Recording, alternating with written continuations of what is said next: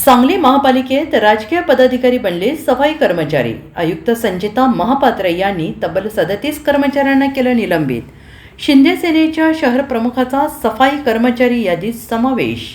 अनेक जण मानधन तत्वावर सफाई कर्मचारी म्हणून महापालिकेत, पण काम मात्र पुण्यात करत असल्याची धक्कादायक माहिती उघड। विनापरवाना गैरहजर राहणाऱ्या सांगली महापालिकेच्या 37 कर्मचाऱ्यांना आयुक्त संचिता महापात्र यांनी निलंबित करून बुधवारी घरचा रस्ता दाखवला आहे। आयुक्तांच्या या कारवाईमुळे कर्मचारी वर्गात मोठी खळबळ माजली आहे।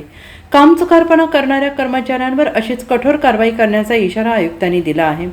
महापालिका आयुक्त श्रीमती महापात्र यांनी कामचुकार कर्मचाऱ्यांवर कठोर कारवाईचा बडगा उभारलाय।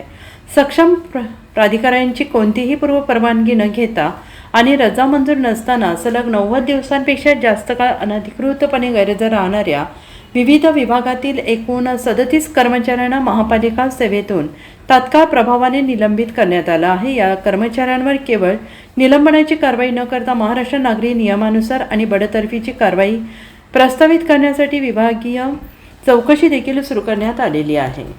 Bureau report SPN Marathi Sangli.